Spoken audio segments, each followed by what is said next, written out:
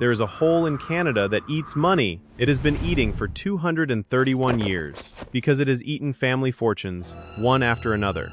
It has eaten drills, pumps, and 100-ton machines. It swallowed the savings of a future president, and, over the years, it has taken 6 human lives, and in return, in all that time, it has given up precisely nothing. So far, it has produced no chest, no vault, and not one verified coin of treasure. This is the money pit of Oak Island, the most expensive hole ever dug on a maybe, because Oak Island is not really a treasure story. It is a 2-century experiment in how far human beings will dig for a maybe. Chapter 1. What did 3 boys actually find? Summer, 1795. A teenager named Daniel McGinnis rows out to an empty island off Nova Scotia. In a clearing, the story goes, he finds a circular depression in the ground. The earth has sunk, as if something underneath had settled. Any farm boy in 1795 knows what a sunken circle means. Something was buried here. Something big. He comes back with 2 friends and shovels. 2 feet down, they hit flagstones that do not belong on this island. 10 feet down, a platform of rotten oak logs, sealed into the shaft walls. So they dig on, and the log platforms keep coming back. At 20 feet, and, the story says, again at 30. Whoever built this hole built it in layers, like something meant to be very, very hard to reach. 3 boys with shovels can only go so far. At 30 feet, they stop. But the island does not let go of people. 9 years later, a group of investors called the Onslow Company arrives with real equipment and real money. They find, the accounts claim, more platforms, charcoal, ship's putty, layers of coconut fiber, on an island 4,000 kilometers from the nearest coconut. And at 90 feet, the famous find, a flat stone, carved with strange symbols no one on the crew can read. Decades later, someone claims a translation. 40 feet below, 2 million pounds lie buried. The stone itself has since vanished. Make of that what you will. The stone's own journey tells you everything about this place. It was hauled up and used, for years, as a fireplace hearthstone. Then it was displayed in a Halifax bookbindery to lure investors. Then, around 1919, it simply disappeared. The best physical evidence, gone. Notice what the island is already doing, 1 generation in, producing exactly enough wonder to keep the shovels coming, and never 1 ounce more. Chapter 2. Why does the water always win? The Onslow crew probes the pit floor with a crowbar and feels something hard and flat. A chest, surely. They stop for the night, already rich in their heads. By morning, the pit holds 60 feet of seawater. So they bail, and the level does not move, because the sea is refilling the pit exactly as fast as they can empty it. So where was the water coming from? Years later, searchers digging at a nearby beach called Smith's Cove found something that should not exist. Under the sand, 5 stone box drains, fanning out like fingers, feeding 1 channel that runs toward the money pit. If the accounts are right, the pit was plumbed. Dig too deep, break the seal, and the Atlantic itself floods you out. 1 crew ran the elegant test. They poured red dye into the flooded pit at high tide. The dye, the reports say, surfaced offshore, at the beaches. The pit and the sea were connected. The question was only ever whether nature or people made the connection. That is 1 reading. Hold on to your skepticism. We will come back for it. The pit itself grew stranger. In 1861, during heavy pumping, the bottom of the money pit simply fell, collapsing into some void below. Whatever had been resting down there, chest, platform, or plain old debris, dropped deeper, into flooded chaos no shovel could follow. Either way, the water won, and it has kept winning ever since. Pumps, cofferdams, even dynamite. In the end, the pit drowns them all. In 1861, it claimed its first life. A worker scalded when a pumping boiler burst. The hole had started charging a higher price. Chapter 3. What does a maybe cost? So what does a hole like this actually cost? This is where the story stops being about treasure and starts being about us. Because every generation a new company forms, with new investors and newer machines, all pointed at the same old hole. The Truro Company drills down and, the story goes, pulls up 3 links of a gold chain. It is exactly enough to keep everyone digging, and it is never seen again. That is the money pit's real genius. It never gives you treasure.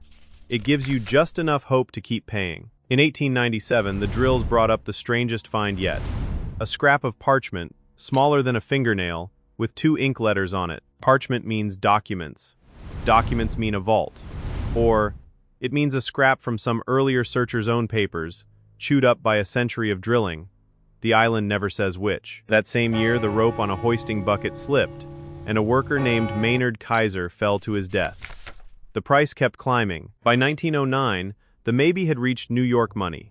A salvage company sold shares at $5 each to dig the pit properly. Among the shareholders, a 27-year-old lawyer named Franklin Delano Roosevelt. The future president followed Oak Island news for the rest of his life, from the White House. The pit found nothing that year. It rarely finds anything. Through the 30s and 40s, steel magnates and wealthy engineers took their turns, with deeper shafts and bigger pumps. That meant the same water and the same nothing, at a grander scale. Then a man arrived who wagered more than money. Robert Restall moved his wife and sons onto the island, into 2 tiny shacks with no power and no plumbing. For 6 years the family lived beside the pit, digging with hand tools, funding the search with everything they had. The island was their bet on a better life. Then came August, 1965. The day the island took its heaviest toll, gas collected at the bottom of a shaft. Robert Restall went down and did not come back up. His son went after him. Then 2 more men. None of the 4 came out. 6 people, across the island's history, have died looking for something that has never been proven to exist. And still the digging did not stop. Months later, a petroleum geologist bulldozed the site into a crater over 100 feet wide and erased the original pit's location in the process. In the 70s, a consortium sank a steel-cased borehole and lowered a camera 200 feet down. The grainy images, they said, showed chests, tools, even a human hand. None of it has ever been verified. The footage convinced the believers and changed no one else's mind. Added up across 2 centuries, the companies, the machinery, the seasons of a television empire now digging on camera. And Oak Island has consumed well over $10 million by the most conservative counts. Some estimates run far, far higher. Chapter 4. So what is actually down there? Time to collect that skepticism, because geology has a very boring answer to Oak Island, and it fits disturbingly well. The island sits on water-soluble rock. Rock like that dissolves into natural caves, sinkholes, and underground channels that connect straight to the sea. A natural sinkhole collapses. Debris settles in layers that look like platforms. Seawater finds it through natural channels. No pirates required. And after 230 years of shafts, tunnels, and collapses, there is a deeper problem. The island is now full of the searchers' own debris. Every mysterious plank, coin, and tool pulled up might simply be the wreckage of the last 2 centuries of digging. The searchers are excavating themselves, and there is a quieter problem, the kind historians lose sleep over.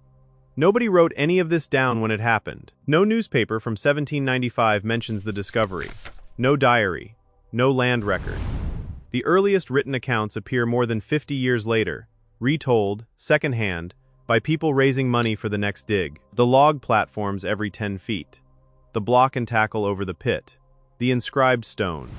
All of it reaches us through fundraising prospectuses and family memory. That does not make it false, it makes it soft. But the mystery refuses to close. That coconut fiber is real, and tests have suggested it is centuries older than the discovery.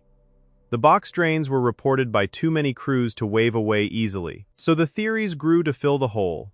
Captain Kidd's plunder, a Templar vault, Marie Antoinette's jewels, each legend bigger than the last, and each one growing every time a dig came up empty. Notice the pattern.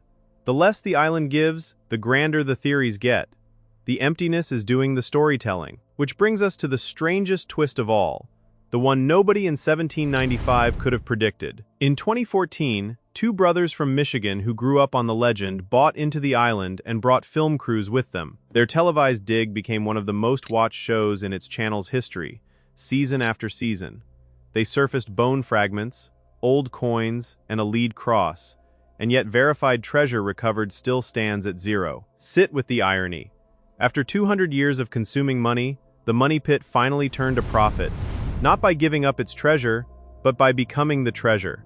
The hole now earns millions as content. So here is the ledger after 231 years, 6 lives, $10 million and counting, and an honest inventory of proven treasure that stands at exactly 0. Maybe that is the real find. Oak Island proves that a hole in the ground plus a maybe is one of the most powerful machines ever built, a machine that turns hope into digging, for centuries, all by itself. If you like mysteries where the evidence is the strange part, the channel is full of them. The digging, meanwhile,